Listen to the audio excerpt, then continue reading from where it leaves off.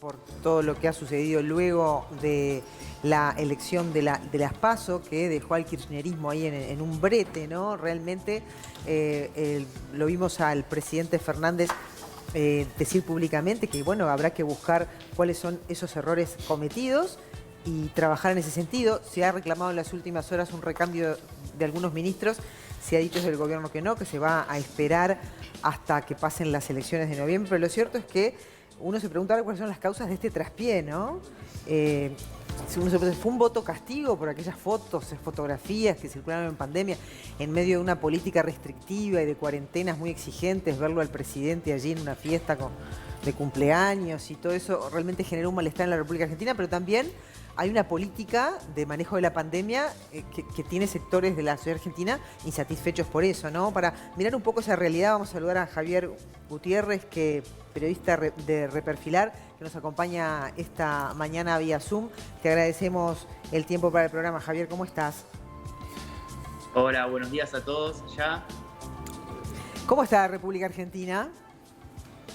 Bueno, estamos con un escenario de mucha incertidumbre tras lo que fueron estos resultados de las PASO. Como decían recién, el kirchnerismo sufrió una derrota bastante dura, que si bien se esperaba que iban a haber unos resultados no tan positivos tras todo lo que venía pasando y todo lo que se venía preveyendo, lo cierto es que fue mucho más fuerte de lo que se esperaba.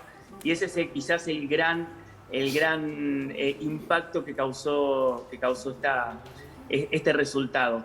Lo cierto es que ahora, como habían dicho recién, como les escuchaba decir recién, el presidente dijo que por ahora no va a haber cambios en el gabinete, que es quizás uno de los principales reclamos que se esperaban, o una de las principales acciones que se esperaban tras esta derrota. Por el momento también hay que hablar de incertidumbre, por una cuestión de que incluso dentro del mismo espacio de Juntos por el Cambio, que es la oposición, que la verdad que también tuvo una victoria histórica, ellos mismos dicen hay que tener cuidado, hay que ser precavidos. Esto quizás, como se decía recién, es un voto castigo, hay gente que en este momento está votando en caliente. Esto no significa que se va a repetir lo mismo el 14 de noviembre, cuando lleguen las elecciones ya que van a dar los resultados realmente. Siempre se toma acá que las PASO, estas primarias que hay acá en Argentina, se toman de alguna manera para ver, es una gran encuesta, se le dice eso, que es la última encuesta, la encuesta mayor. Claro, o sea, en esta encuesta... Sí, hay que mirarlo como una victoria relativa entonces, ¿no? Porque se castigó al kirchnerismo con esta votación, ¿no? Eso está claro, que se castigó al kirchnerismo. Pero eso no quiere decir que se votó a los otros. Exactamente, de hecho desde las PASO, están desde el 2009 en Argentina, fueron las PASO con menos convocatoria de la historia hasta ahora. Las otras habían sido 2017 con un 71-72%, estas no llegaron al 65% o estaban alrededor del 65%, y a todo esto hay que tomar todos los votos de los espacios que no superaron el 1,5%, que son los que no superaron el 1,5%, no van a participar en las elecciones del 14 de noviembre. Ahí se espera también un 10% más de voto. Hay unos 2 millones de personas que hay que sumar a estas elecciones, más estos espacios que no van a participar, más la gente que de alguna manera piensa, ok, el voto como una estrategia no funcionó ahora, lo voy a poner acá. Por ejemplo, desde el espacio de Juntos por el Cambio, Vidal, la ex gobernadora bonaerense, fue la gran ganadora en lo que es ciudad, y dentro de la misma lista tenía a López Murphy, que obtuvo un 23%, digamos, de lo que fue el porcentaje general, que ya avisó que va a ser su cuarto diputado dentro de la lista. También ahí se unen fuerzas. Entonces ahora lo que están haciendo desde Juntos por el Cambio es decir, mantengámonos unidos porque hay una posibilidad muy grande. La gran sorpresa es provincia de Buenos Aires. Se esperaba que iba a haber un poquito de diferencia a favor de Juntos por el Cambio, pero no lo que terminó siendo, porque provincia de Buenos Aires históricamente es del kirchnerismo, es del peronismo, Ahí estamos viendo, excepto por justamente... permitinos, ahí estamos viendo cómo quedó el mapa político ahora, ¿no? En comparación, 2019 en las elecciones generales a 2021 las PASO, ¿no? Allí se ve en amarillo Juntos, Todos, que es el celeste, y Juntos Somos Río Negro, que se quedó ahí con una provincia. Sí. ¿No? Sí. Acá, exactamente, sí. El kirchnerismo logró imponerse en 7 provincias nada más de las 24 que estaban en juego. Es la verdad que una de las derrotas más grandes en los últimos años, no se lo imagino, pero no se como habla, hay que tomarlo con pinzas. Se habla de 700.000 votos, creo, ¿no? Que se perdieron. Acá aumenta la brecha entre Alberto Fernández y Cristina. Alberto es el gran castigado. ¿Cómo queda Cristina en esta situación? ¿Trata de alguna manera de desligarse, de desprenderse? ¿Cómo lo ves tú eso?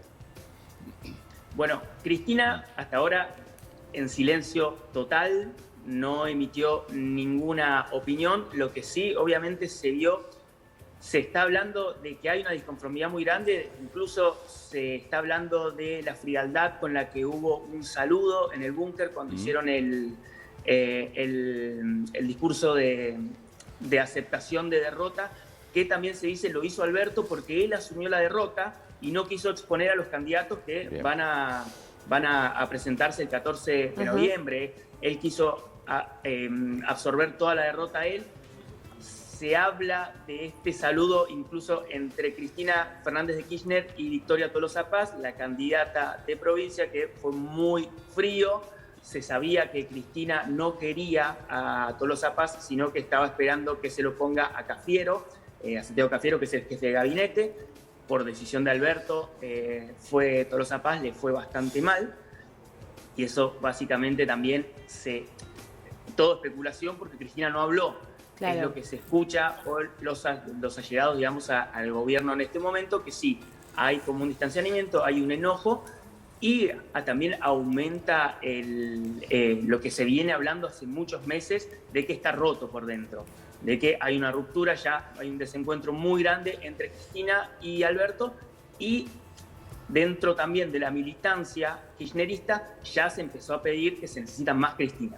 Claro. Que Alberto... Más Javier. No, ¿qué dijiste? Más Cristinas. No. Claro. No, Javier, no. Javier. Dentro de la militancia kirchnerista... Pero no lo digas ni chiste.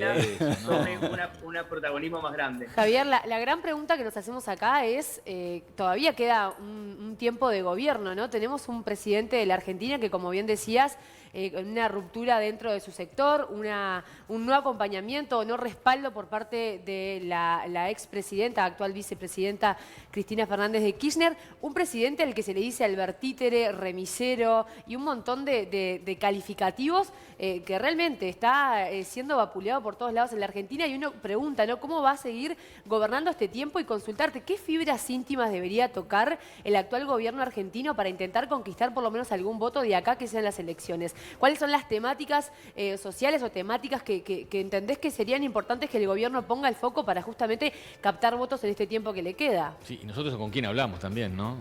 Ese es otro tema importante. ¿Es Alberto el interlocutor? Pero que me conteste primero la pregunta. Bueno, hoy básicamente lo que se está hablando es que haya un crecimiento económico. La pandemia dejó, en este momento hay una crisis muy fuerte, una inflación que supera por creces lo que es los ingresos, entonces se tiene que apuntar ahí. Ya lo dijeron incluso en los discursos de mea culpa que hubo tras las PASO dentro del mismo espacio, que claramente la gente está pidiendo un cambio muy grande, está pidiendo que, de hecho, Santiago Cafiero, una de las cosas que dijo fue: se tomaron medidas de la pandemia que sirvieron para la pandemia, pero que la gente no está contenta, por lo tanto fueron contraproducentes en lo que es la elección, porque a la gente lo que le importa es que en este momento la está pasando mal, hay un índice de pobreza muy altos, se considera que el 50% del país está por debajo de lo que sería el índice de pobreza. Esto es el lugar al que tiene que apuntar, o al que por lo menos espera apuntar o dijo apuntar el kirchnerismo a partir de ahora. Lo cierto es que tiene una agenda muy importante desde este momento. De hecho, tiene que negociar con el FMI, se están por pagar parte de la deuda dentro de poco. Es el gran lugar al que tiene que apuntar, es el bolsillo de la gente, porque básicamente esto fue una respuesta de la inconformidad de la gente a cómo se está viviendo y la crisis que está en este momento atravesando el país. Y en base a eso, ¿estás de acuerdo con lo que dijo Carrió, que esta fue la elección de rebelión de los pobres? ¿Es una lectura certera, te parece? Carrió es una persona muy titulera, es una persona muy controversial, la verdad que... no sé cómo decir que lo que dice Carrió es estar de acuerdo o no. Carrió tiene una forma muy dura de decir y una forma muy, muy perfecta para el título del diario. Sí se habla del voto castigo, sí se habla de alguna manera lo que dice Carrió, pero no creo que sea tan así. Yo no puedo decir que lo que dijo Carrió estoy de acuerdo o no estoy de acuerdo o pienso lo mismo. Sí creo que la gente está hablando y le está dando un mensaje. Claro, porque recién decías que claro, que un poco el castigo también era por parte del bolsillo, que la gente, muchos habían votado pensando en la situación económica actual y bueno, Carrió por otro lado decía eso, capaz que es demasiado duro, pero bueno, la economía está en juego en cuanto a la decisión política de los ciudadanos. Claro, Javier, ¿quiénes son los grandes ganadores de esta elección y quiénes se perfilan como los candidatos a las presidenciales? Bueno, acá lo que, como decíamos, sirve como una gran encuesta. Dentro de los mismos partidos tenemos, por supuesto, incluso dentro de Juntos por el Cambio, tenemos ciertas internas que se vienen hablando. Hay una cuestión ahí entre Macri y Larreta. Lo cierto es que, por ejemplo, con estas elecciones, el gran ganador dentro de Juntos por el Cambio es Larreta, que los que ganaron fueron sus candidatos. De hecho, el candidato apoyado por Macri en Córdoba perdió ante Luis Juez. Después estamos hablando que ya se perfila que Larreta, si bien no habla, dijo que no va a hacer todavía comentarios por una cuestión presidencial, ya se perfila, ya sabemos, de un Larreta que está pensando en su lanzamiento presidencial a partir de las elecciones de 2023, para las elecciones de 2023. Claro. Esto deja a Vidal perfilada para Ciudad y a Santilli ahí buscando la provincia. Claro. La provincia es donde... La provincia es el lugar en que el gobierno, el oficialismo va a buscar mantener, porque es un porcentaje muy alto de votantes lo que hay en provincia. Claro, Javier. Y es un lugar de que... Sí. En este contexto, hablando de la oposición, ¿qué peso tiene o qué peso va a tener en lo que es ese grupete de oposición lo que ahora se define como una tercera fuerza política a cargo del economista Milei? Bueno, a nivel nacional, la tercera fuerza política se planteó a la izquierda y también está Milei, que fue una de las grandes sorpresas, por supuesto. Y acá también se habla un poco, no del voto castigo, sí del voto antisistema. Está representando un discurso antisistema, él habla en contra de la casta política. Si bien fue una sorpresa, muchos también... dicen que también es un poco de lo mismo lo que decíamos al principio, hay que tomar con pinzas lo que pasó en las PASO. Él viene con este discurso, se está disputando, son los dos polos de esta tercera fuerza, se está disputando por un lado Milei, que es el liberalismo, que es la derecha, por otro lado lo que es la izquierda. Los dos polos opuestos se están disputando esta tercera fuerza y justo también apuntan medio a un mismo público, que son los jóvenes. Los jóvenes son grandes votantes de la izquierda y grandes votantes de Milei en este momento. Hay muchos chicos jóvenes que salieron a apoyar a Milei porque tiene este discurso. De show también, ¿no? A los jóvenes les gusta el show. Nosotros capaz que los uruguayos somos más conservadores, pero Milei también cantó una canción de La Renga. Como que hay muchos personajes... Sí, porque tuvo bastantes problemas también. Sí, pero hay muchos personajes dentro de la política que salen como a eso del show. El argentino promedio, ¿les gusta? ¿Consume eso? ¿Por qué los eligen? Explícanos capaz un poco antes de cerrar esa mentalidad que nosotros a veces nos cuesta entender.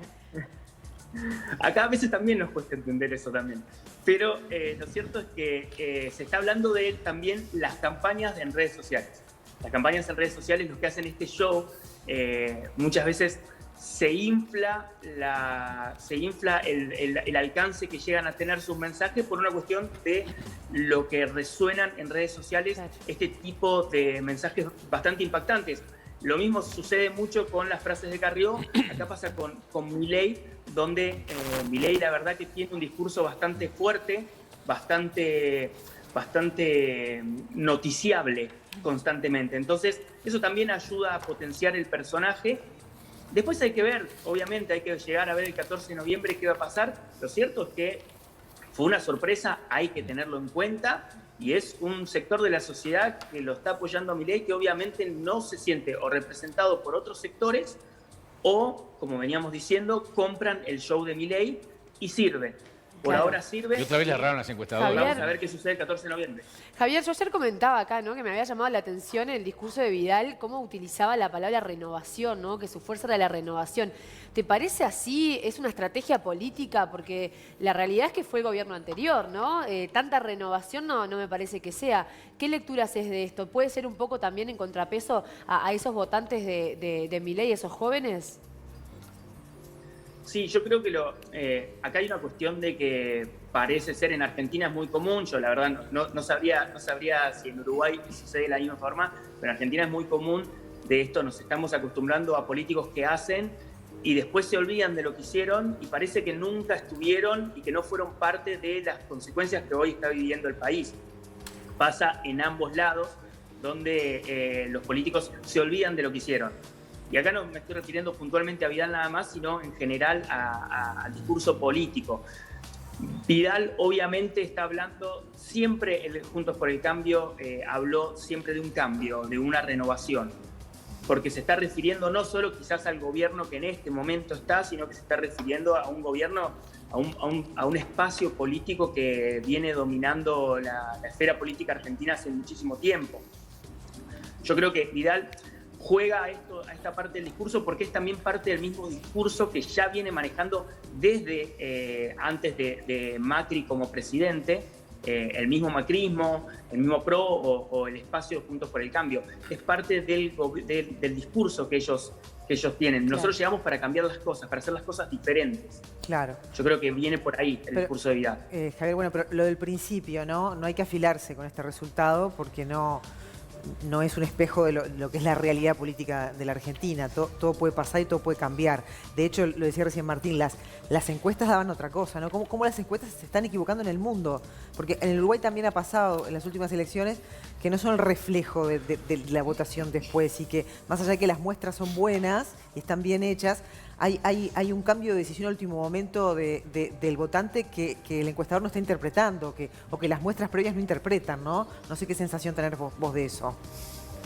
Sí, acá ya pasó en su momento desde el 2015 con la elección de Macri, fue el primer gran impacto de las encuestas que daban completamente lo contrario.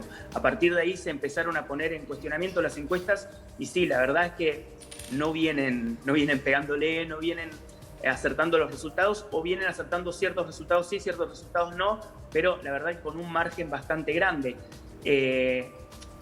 Es muy difícil, yo creo que es muy difícil tener una previsión de cómo van a salir las elecciones con muestras que quizás son muy pequeñas, con muestras dentro de un país que tiene provincias muy, muy diferentes desde niveles de pobreza o niveles de inseguridad hasta niveles de riqueza. Argentina tiene una brecha muy grande entre provincias pobres y provincias ricas.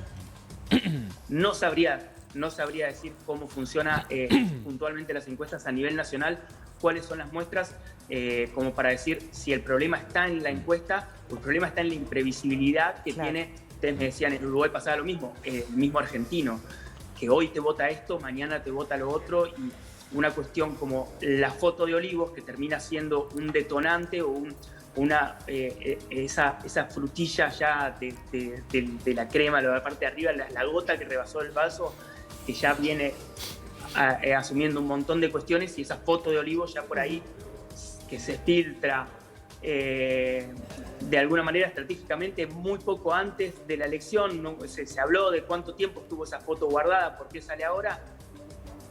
Hay que ver cuántas personas hay. Lo que sí es cierto acá es que hay una decepción muy grande con la política en general de estos últimos años en Argentina. Javier, muchas gracias por habernos acompañado esta mañana. Así que tenés otros llamados del mundo preocupados también por ver cómo está la Argentina. Muchas gracias, que tengas buen día. Chao, chao.